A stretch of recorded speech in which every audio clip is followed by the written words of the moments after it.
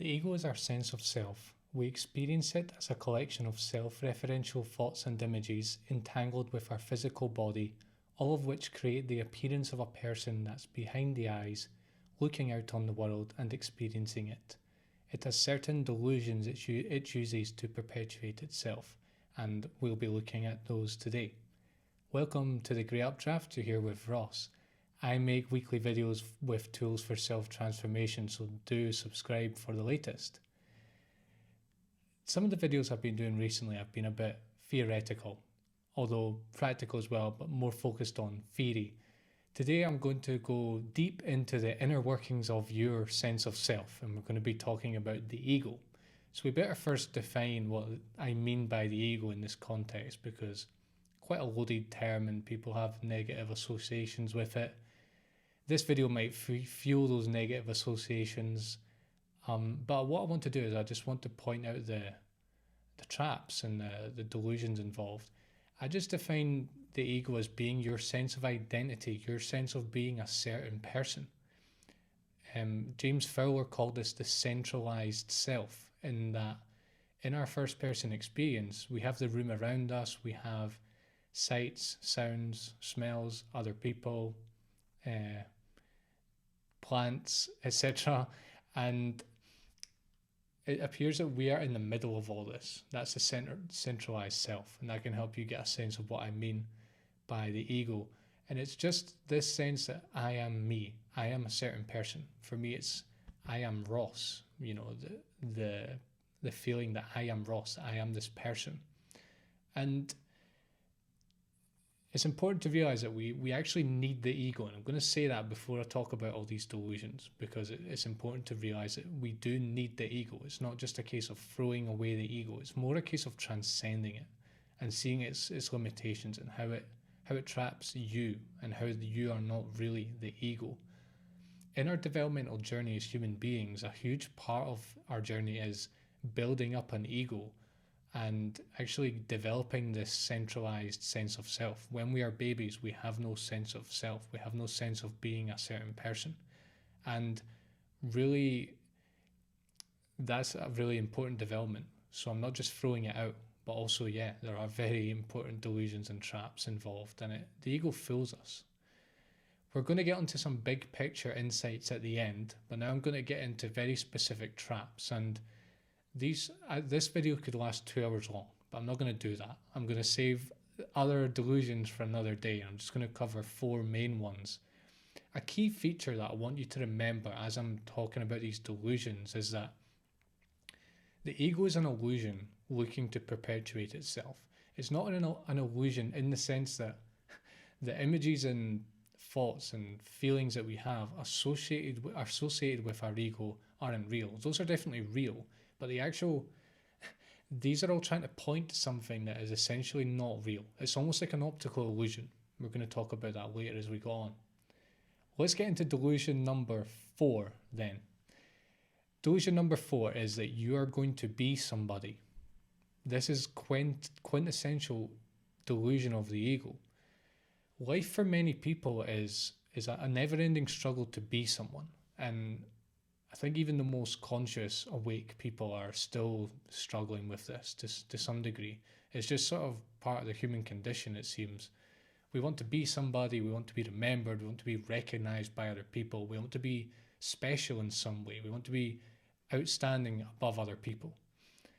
This could look like wanting to be the strong guy, the rich woman, the powerful guy, the conscious girl, the person who's going to save the world, the benevolent vegan. So even though the ones I started with were quite obviously ego-driven in the sense of egotism and selfishness, it doesn't have to be like that. It can be more, I'm so conscious and I'm so aware because I'm vegan and I'm so benevolent to animals. And yes, you are, but that can also just become another trap, and it can get you stuck in your ego and in your sense of being a person. So it doesn't matter what the content of the character is. I'm not saying that there aren't levels of character. There definitely are. And we want to strive to the highest levels of those, but I'm not talking about that right now. I'm talking about a level of attachment to it and the The issue with the ego is the level of attachment. It's not really the content so much, although that's certainly a factor. Our self-sense, you've got to understand this in this when we're talking about this delusion, is that our self-sense, it lives on meaning and structure and purpose. And it's always looking to do that. It's always looking for ways to perpetuate itself. And a great way to perpetuate its own meaning and purpose is to believe it's better than other people and to provide good justifications for why that's the case. And yeah, even something like being a benevolent vegan, that is a subtly powerful way of tricking yourself and being more attached to your ego. I noticed this on social media where I've got to participate in this because it's sort of part of the image of social media. But the image of social media is to basically is to perpetuate this big delusion, this delusion number 4, that you're going to be somebody. It's about looking sexier than other people. It's about looking like you're healthier. It's about looking like you're confident. It's about looking like you have money, for example. And often those things themselves are a delusion. Then you're not those things, but you want to believe that you are. And yeah, that could in and of itself be a delusion of the ego. So what do we do about this? I mean, we don't sit around and do nothing all day. So I'm not saying that we don't aspire to things and we don't try to do something meaningful in our lives. No, life is here. You're probably going to be around for 70, 80, 90 years, and you may as well live it. But it's a matter of attachment. It's a matter of attachment to the ego. And yeah, this big delusion number 4 is that you're going to be someone is a huge attachment. You can live life on more conscious levels than others. So I'm not just equating, the strong guy, the powerful guy to a conscious person. It's not, I'm not equating them, but I'm talking about level of attachment. I'm not talking about content. And really, if you're stuck in a cycle of trying to be someone, and it's like a never-ending journey for you for decades, you're likely to suffer even if you become that person. Because at the root of it, the ego is an illusion looking to perpetuate itself. And it can't ever bring, like, having a bolstered ego can never bring true fulfillment, because you're living from the ego. You're living out of an illusion, essentially. You're identifying something with something that you are not. Great, let's have a look at delusion number 3 then. Delusion number 3 sort of goes hand in hand with the previous one. This is that you are going to have everlasting happiness. You're going to have everlasting happiness. Let's see. So part of the human condition is what we call the monkey mind. This is actually a huge mechanism of the ego, a way that it has us attach ourselves to it. We're basically constantly lost in thoughts and imaginations and memories. Often our imaginations center around a better tomorrow. And it's never about appreciating what we have. It's never saying, right, I've got enough now. I'm going to relax. I'm going to enjoy it. I'm just going to live carefree in the present, and I'm not going to worry about the future. I'm not going to try to become someone in the future. I'm happy with who I am. It doesn't do that. It's constantly in imagination mode, and it imagines a tomorrow, a better tomorrow, in which we feel better.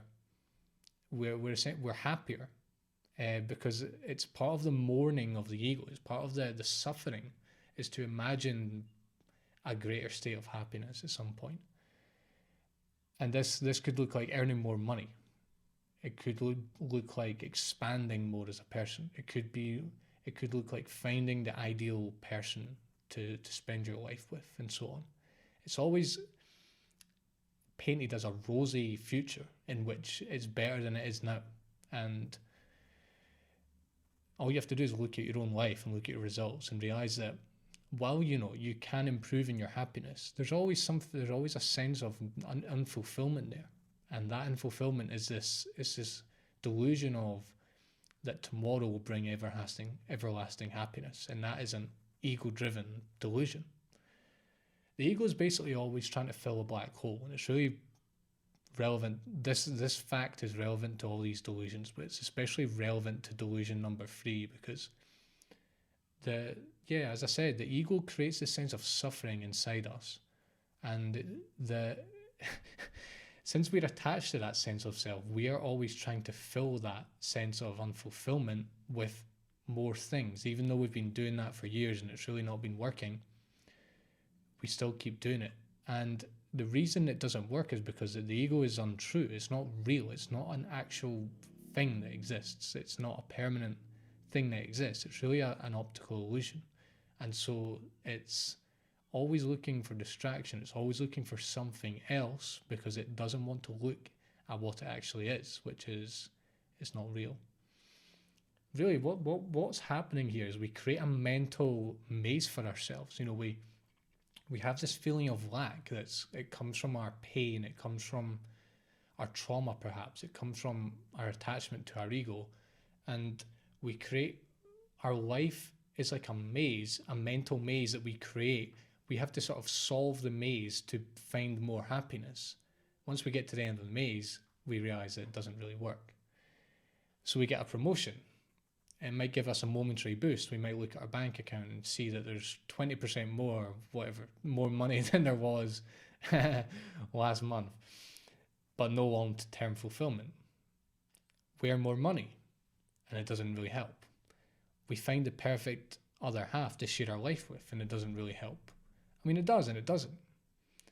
We move to a new place and nothing really changes. We have this idea of our life is going to expand so much and we're going to change and we're going to explore new places. Once we actually do it, nothing really changes. We're still stuck with this sense of unfulfillment. Notice that the type of happiness I'm talking about here, that is sort of ego-driven, is circumstantial happiness. Like we're setting contingencies on our joy. We're saying, I'm going to be happy in the future once 1, 2, 3 or A, B, C or X, Y, Z are accomplished. And then I'm going to be happy. Notice it's always conditional. And actually, I've sort of been doing this, subconsciously I've been doing it, but now I'm recording this, I can realize that I'm doing it, is that I'm looking out for myself and others, putting a condition on happiness, putting a condition on feeling fulfilled. And this is so part of human language that it's like, it's a swamp. It's like a tsunami that we're trying to push our way through. And as I said, this doesn't mean that things can't improve for us, and we want to give up our possessions and we want to isolate ourselves from the world. No, we can create more fulfilling lives, but that fulfillment is always relative to our attachment to the ego. And really, the more attached we are to the ego, the less happy we're going to be, because it's tyrannical. Knowing about this sneaky mechanism is actually a huge step towards lasting fulfillment and peace of mind. And if it wasn't that, I wouldn't be talking about it. So I'm really pointing this out to you to realize that, because often you're so lost in this mechanism of constantly seeking for happiness in the future that you don't sort of penetrate that delusion, and you don't see beyond it. And that's actually what keeps you stuck. So I'm pointing it out so that we can all be aware of it, and that we can actually start to contact fulfillment and peace of mind that doesn't depend on that. Great, let's move on to delusion 2. I love this one. Delusion 2 is that you need to get others to be like you.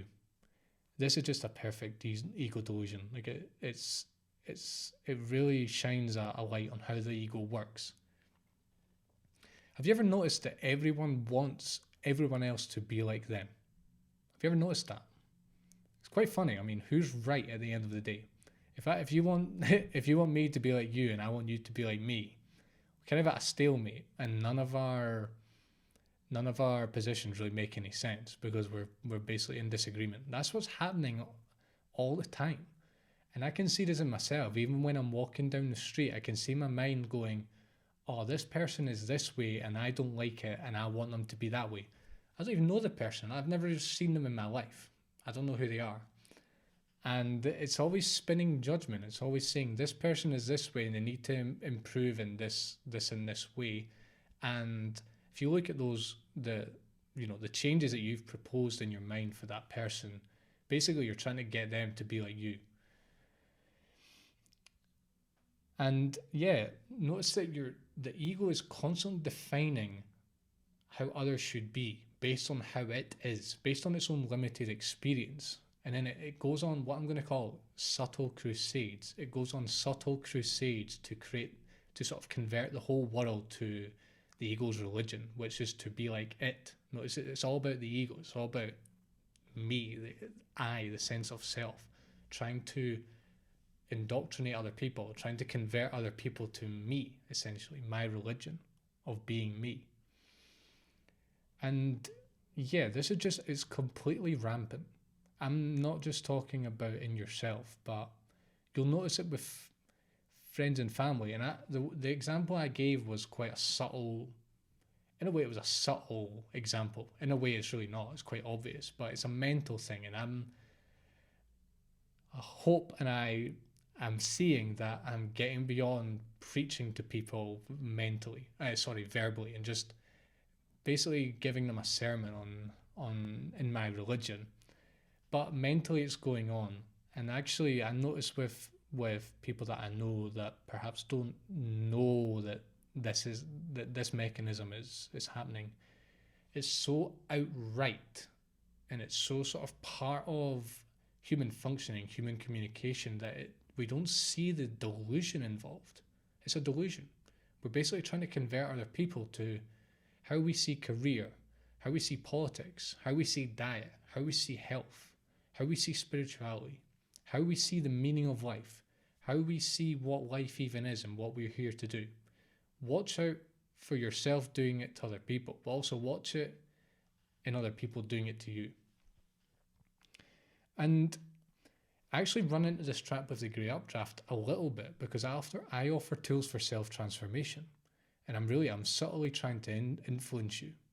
And I try to minimize that as much as I can, but for me I have to be careful, because I do feel like this advice is genuinely useful, otherwise I wouldn't be doing this. But at the same time, I've got to realize that my ego is probably subtly trying to change people. And while the advice might be great, I realize that desire to change people it's an ego thing. It's nothing wise or beautiful.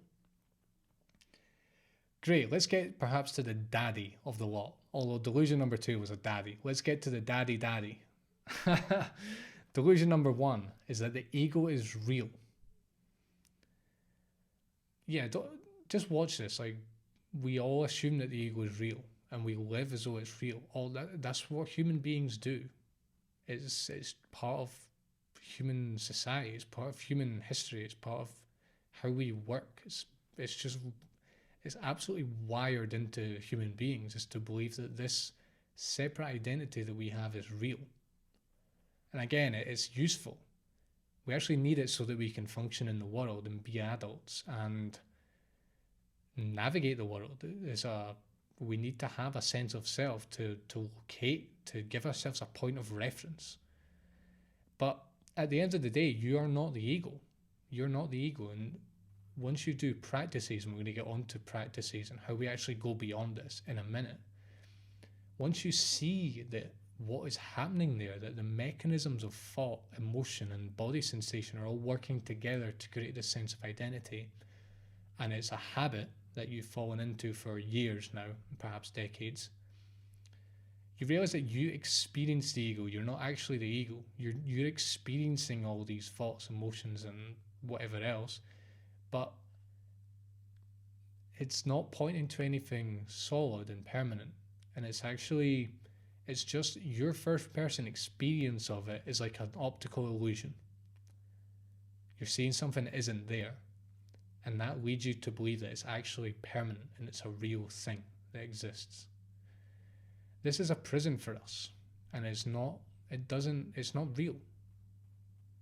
We're going to get on to big picture insights now, after looking at those 4 delusions? What are the big picture insights involved with the ego then? I'm going to get sort of into solution territory now after laying out those 4 delusions, which are just a small sample. First big insight is that the more developed and conscious you are, the less these traps will affect you, or the less you will fall into these traps, because you start to realize what's going on here. You start to look at yourself and you realize, wait, am I that person? Am I really that person that's looking back at me in the mirror? Am I that thing that's looking back at me in the mirror? And do I need to go enforcing this thing onto other people? And you start to question that, and you realize that actually it's all of that is it's the ego at work, and it's part of its operation, as I said, to perpetuate itself. The second big insight, big picture insight, is that the highest levels of human development in all its dimensions, there are many dimensions to human development, the highest levels of human development in all dimensions are transpersonal. This means that our identity actually expands beyond the mind and the body, or our separate sense of self, the centralized self. And yeah, trust in that. Trust that as you grow and grow as a person, you'll actually ungrow as a person. It's like stepping out of it's like a caterpillar becoming a butterfly. You grow so much that you basically end up destroying yourself and realizing that the whole mechanism was it was necessary, but it was also sort of a trick. And you realize that you were never that bunch of sensations and emotions that you'd become habitually identified with. Big picture insight number 3 is that taking this vantage point on the ego helps us to rewire it. So the witnessing mind is a good analogy here. The witnessing mind is basically the ability to see everything that's happening in your first person awareness. So your thoughts, your emotions, your body, sensations, the room around you, sounds, smells, etc. To see all that as like a screen, and you're actually sitting beyond that. Your identity is beyond that. You're not all of that. You witness it all, and it's sort of all arising in front of you as you speak. Seeing this helps us to rewire it, and to see that it helps us just to see what's going on here. We're going to talk more about witnessing mind in a moment when we talk about meditation. Big picture insight number 4 is that once you take this witnessing vantage point on the ego, and once you can do it in a sort of reliable, consistent way, I talked about this in my top blocks to self-transformation video, that the ego is like a block of marble, except it's non-physical. It's like a non-physical block of marble that we can sculpt. And I think that once we start to move into ego transcendence, we can actually start to really self-transform, because we're no longer identified with all that. We can actually take a much more objective view on that. Take a much more objective view on this ego that we're identified with, that was playing a part in our non-self transformation. And we can actually start to really optimize it, to make it something worthwhile, to make it something that does good in the world and doesn't damage other people, damage other egos, essentially. So the ego is changeable, and part of the big step towards doing that in my mind, and it's helped me a lot, is to actually create this witnessing consciousness. So let's look now at 4 long-term strategies for going beyond the ego, for going beyond these delusions. One is like a playful practice, and it's sort of a thought experiment that isn't just mental, it's sort of like a life experiment that you enact. It's basically to live as if you weren't you. And when I say live, I mean everything that you do on a daily basis is to do it as if you weren't you, as if you'd woken up in someone else's body. Imagine being another person. Like, imagine this ego that you're experiencing isn't yours, it's someone else's. and that you're like watching their crazy inner world from the inside. You're almost like a fly on the wall, except you're sort of a fully embodied fly on the wall, seeing everything that's going on for this ego. And you can do this as a 24-hour practice, potentially. And realize that this is actually your experience of life. What happens is that this recognition that we are not the ego is inside us. It's latent within us. What happens is that after so many years of running these mental patterns and these emotional patterns, we just forget about this latent understanding we have. And we get lost in the character that we are always playing. We're always playing this character of being this ego, except we get lost in it. And we can get so lost in it that we try and become, a dictator or like a very famous political leader, because it perpetuates the ego, having that level of standing. So the practice, it's a possible 24-hour practice. Even while I'm speaking right now, I can do it. It's just to imagine that I am not who I always thought I was, and I am experiencing a new body, a new ego, essentially. And that helps you go beyond the ego, because you're chopping it off, and once you do that, you can then look at it in a more objective way. Second one is to watch your mind like a hawk. And especially when you're around other people, notice that these delusions that I've mentioned are sort of interpersonal, some of them. And you're trying to like convince other people, and you're trying to be better than other people. Watch your mind like a hawk. Watch what's going on there, and you'll see that there's always comparison. The ego is comparing, judging, making comments, monologues, whatever. It's just constantly doing this all the time. You've got to become a hawk to your mind to see this mechanism, and that'll help you free yourself from the ego over time, slowly but surely. Third one is spiritual practice. So this could be meditation, yoga, contemplation work, prayer, whatever.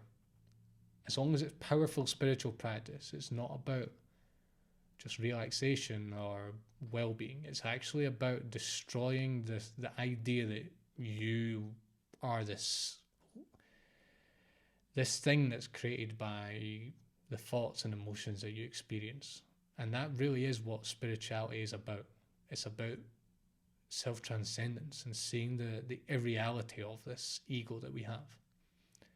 And the final one is a bit of a favourite of mine, because I've got a lot of articles and ebooks and courses talking about the stages of human development, is to actually grow through the stages of human development. And it's not so easy to give advice on growing through the stages of human development, but this one is like a trust that the human path, if we keep walking it, is actually towards self-transcendence, as I mentioned. And it's just up to us to keep growing through these stages in order to eventually reach it, and to see the irreality of what I've been talking about here. Great, so those are the 4 delusions, and I've given you some big picture insights, as well as 4 long-term strategies to go along with it. If you're new here, come and say hello in the comment section. I'd love to interact with you.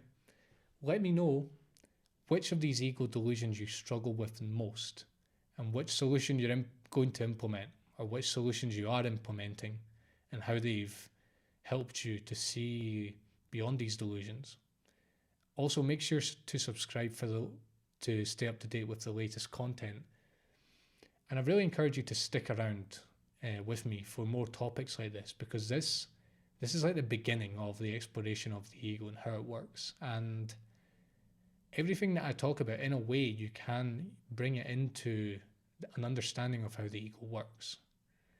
So stick around. Like we have barely begun here. Thanks, and take care.